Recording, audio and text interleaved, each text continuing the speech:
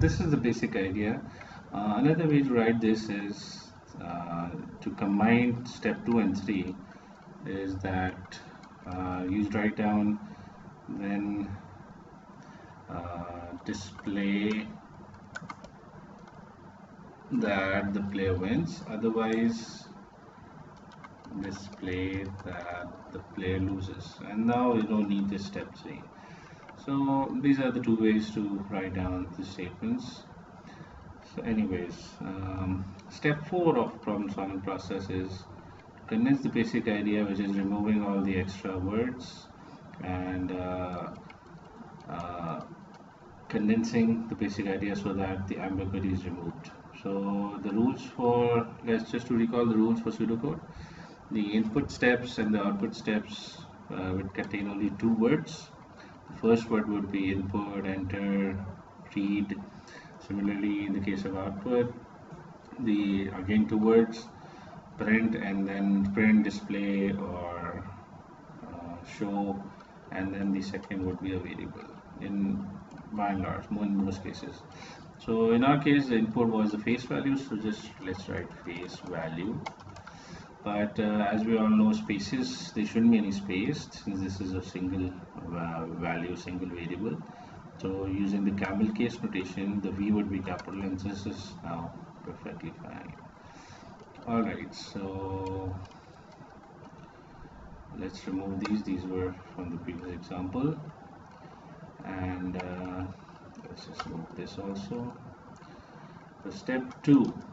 We're looking at the step 2 of the basic idea, because pseudocode is basically derived from the basic idea. It's condensing it.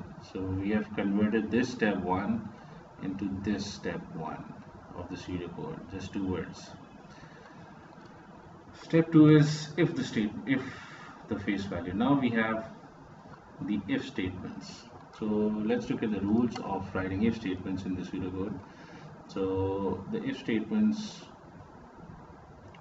contain 2 parts. One is, as we all discussed in this file or this slide, that if statement consists of 2 parts, conditions and the block. So alright, so let's write down the condition first. So the condition is written in parentheses, the round brackets. So the condition contains an expression. So let's write down an expression which is equivalent to this. If the face value is equal to 6, so this is the expression or the condition which would be either true or false. The face value would either be true, face value is 6, either this condition would be true or false. For example, this condition that face value is equal to 6, this would be false if the face value is 1. This would be false if the face value is 2, 3, 4, 5.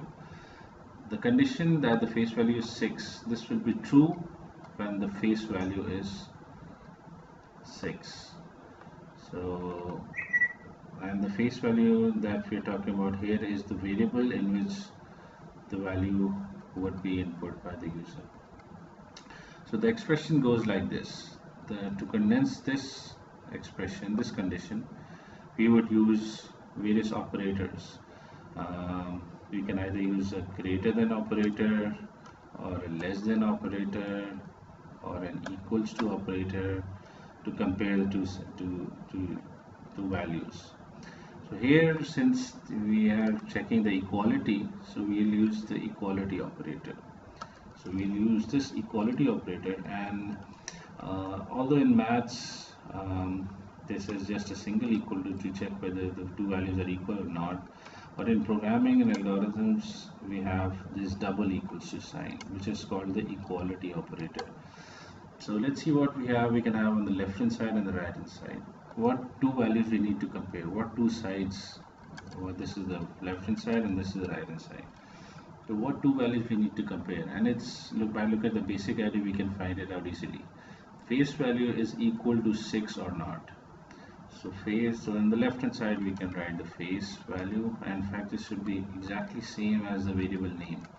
So the face value is equal to 6, and 6 is not any variable, 6 is just a constant value. which we need to compare. And so this is it. And talking about the rules of the pseudocode, although in other statements we use the capitalized word, we capitalize the first word. In if statements we write it using the lowercase I of the if. So if, then parenthesis, face value 6. Then another rule is using indentation, which is using spaces in your pseudocode. So let's starting the block. Starting the block of the if statement. Again, let's just hold on.